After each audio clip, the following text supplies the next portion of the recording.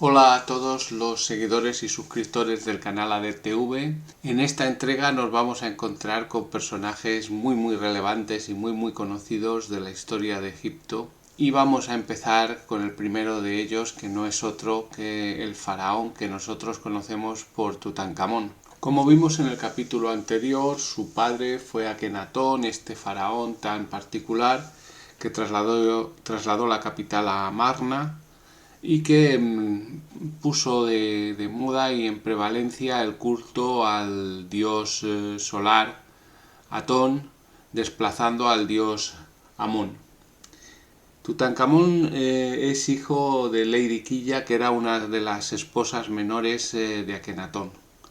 Y además es un faraón que va a ser coronado a edad muy temprana y que lo primero que va a hacer va a ser restaurar los templos y el culto a Amón y las prácticas religiosas, dando como resultado esta actitud su cambio de nombre, ya que él sube al poder como Tutankatón y va a cambiar su nombre a Tutankamón.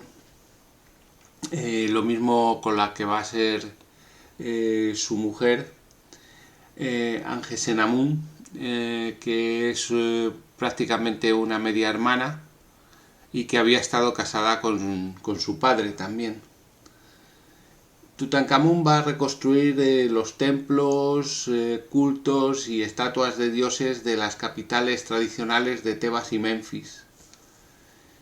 Era un joven que disfrutó de las actividades propias del rey y el reinado, y su muerte sigue siendo un misterio. Hay teorías de todo tipo. En el aspecto militar no fue demasiado relevante, su reinado está marcado por más derrotas que victorias y sobre todo por el creciente poder de los hititas, que ya habían aumentado este poder durante el reinado de su padre y durante su poca acción militar, lo cual causó, digamos, la frustración de alguien que después va a ser muy importante, que fue Orenheb. Angesenamun, la esposa de Tutankamón, tiene también una historia muy importante, sobre todo a la muerte del propio Tutankamón.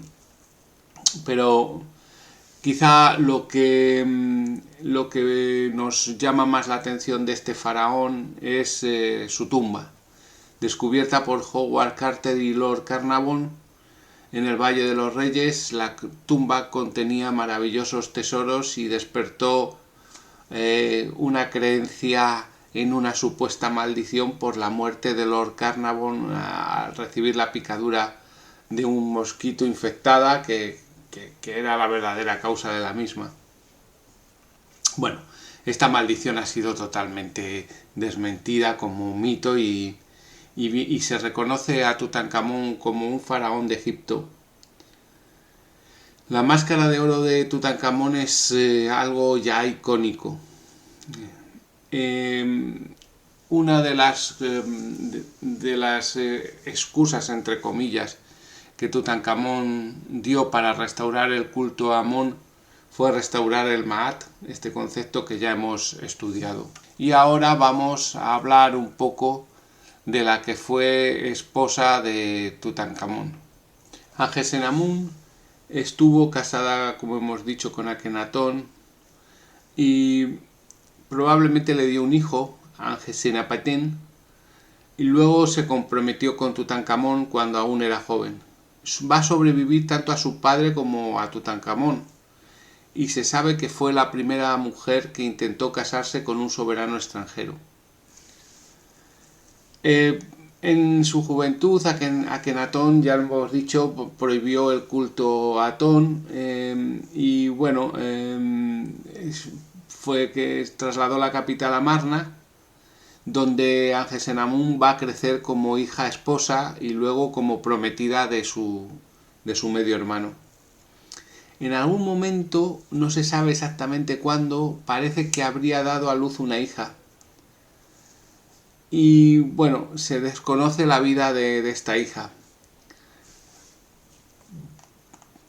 como ya hemos dicho, para restablecer el equilibrio, la pareja real se cambió los nombres y el nuevo rey estuvo en mano de un personaje que es de transición y consejero, que es Ahí, que pretendía casarse con Angesenamun una vez que murió el rey, y ella, en la desesperación, acudió al rey hitita Supiliuma con el fin de poder casarse con él con una oferta de matrimonio y evadir así el matrimonio con Ahí, que era una persona realmente vieja, conspiradora y demás, por lo que nos ha llegado de la historia egipcia. También esto hay que tomarlo con precaución. El caso es que este intento fue conocido y el rey hitita fue muerto en el viaje que realizaba hacia Egipto, y a partir de ahí no sabemos mucho más de Angesenamun. El siguiente gran faraón es Orenheb. Orenheb es un personaje que está muy bien retratado en la novela de Sinué el egipcio, y es un personaje que es de extracción humilde, que hace su carrera en el ejército. Este tipo de personajes tienen una reminiscencia en la historia, son bien conocidos. Por ejemplo, en Japón, uno de los shogunes más importantes, Toyotomi Hideyoshi, tiene una carrera muy paralela. Pero bueno, volviendo al Orenheb real, va a consolidar toda la labor de Tutankamón y de Ahí.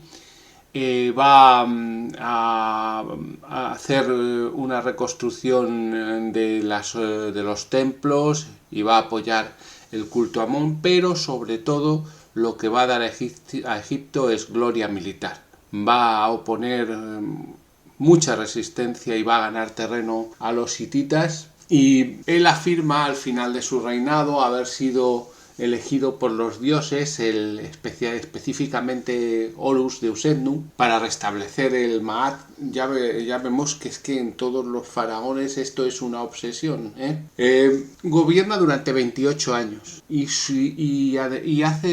realiza una acción muy importante al final de su reinado, que es designar a su visir y antiguo compañero de armas Paramesé, quien después se va a convertir en Ramsés I, fundador de la 19 dinastía de Egipto. Llegamos ahora a Seti I, hijo del citado Ramsés I, y donde debemos hacer una parada porque este faraón es muy poco conocido y sin embargo su reinado fue muy importante en la estabilización y de la grandeza que Orenheb había conseguido para Egipto.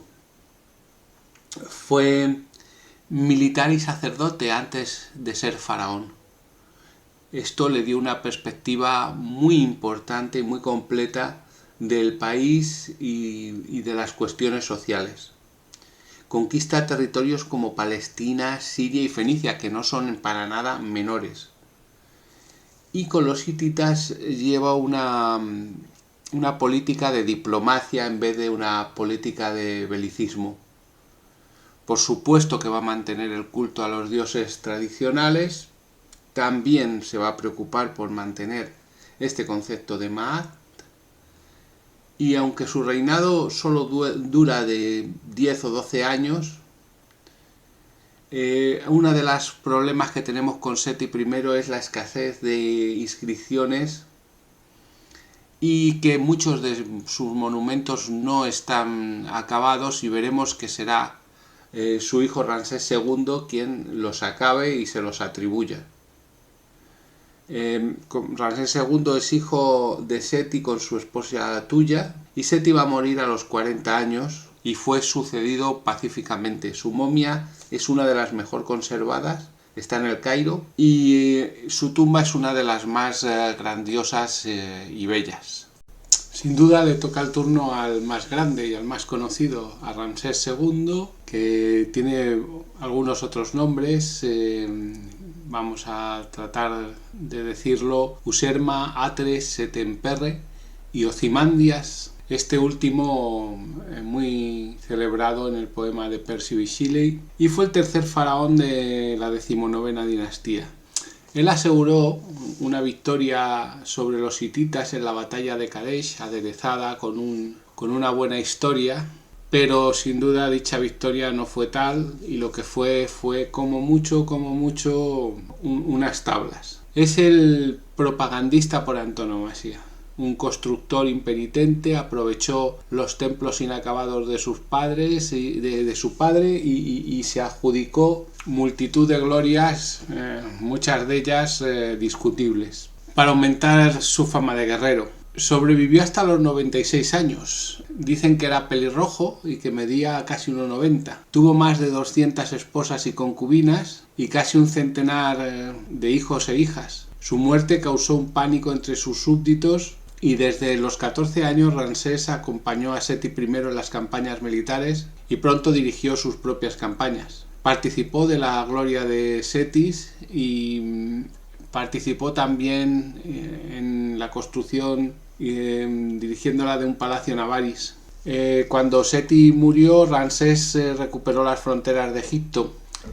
Ramsés también frenó a los pueblos del mar, que a la postre serían un desencadenante del ocaso total de Egipto. Tuvo varias campañas en Canaán exitosas y se planificó recuperar Kadesh de los hititas. Kadesh era más un símbolo que realmente una necesidad, y llevó hasta 20.000 hombres a esa batalla, que es una cifra astronómica para la época. Y a pesar de que muchas veces tuvo un riesgo muy grande de derrota, Ramsés proclamó en todos los monumentos su victoria, pero lo que es cierto es que no se añadió más territorio a Egipto. Hay varios documentos, como el poema del Pentauro, que revelan su control y su coraje, pero ya he dicho que este es el gran propagandista, el gran community manager de Egipto, ¿no? Sin embargo, Ramsés mejoró las infraestructuras en Egipto y fue un constructor impenitente. Ramsés ha sido vinculado como el faraón del Éxodo bíblico, pero no hay evidencia de esto. Bueno, es en la película de los 10 mandamientos está explícitamente, pero bueno, en realidad ha habido más libros y demás que han intentado hacerlo, pero no hay ninguna evidencia. Hay menciones de la ciudad de Per-Ramsés en el Éxodo y Números que implicarían un movimiento masivo de esclavos, pero no está documentado. Además, tampoco hay ningún registro antiguo que insinúe una gran población de esclavos hebreos en Egipto. El éxodo puede haber sido inspirado por eventos más reales y temas narrativos egipcios. El reinado de Ramsés fue próspero y estable a pesar de algunas controversias. Gobernó muchísimo, como ya hemos visto, y su momia revela que era un hombre alto y robusto. Conocido como el Gran Ancestro, muchos faraones que le siguieron adoptaron su nombre. Nos aproximamos al final con dos faraones que tenemos que mencionar, no porque fueran muy grandes en cuanto a sus logros globales, pero sí que hicieron algo tremendamente, tremendamente importante para Egipto. Los pueblos del mar habían recorrido Canaán y habían devastado prácticamente todo. Egipto ya no era el Egipto de Ramsés, ni mucho menos el de Seti, pero estos dos faraones, con fuerzas muy escasas y digamos aprovechando hasta la extenuación los recursos de Egipto, lograron frenar a estos pueblos del mar para que luego Egipto se sumergiera en una introspección y que quedase Egipto en manos de los sacerdotes de Amón una vez más. El poder de la monarquía egipcia disminuyó muy rápidamente y muchos faraones se sucedieron con muy escasa trascendencia. El país estaba exhausto y finalmente los persas fueron los que se hicieron con el país, y posteriormente pues Alejandro, para llegar a un pequeño reavivamiento con la dinastía tolemaica que veremos en el próximo programa. Sin más, gracias por la atención.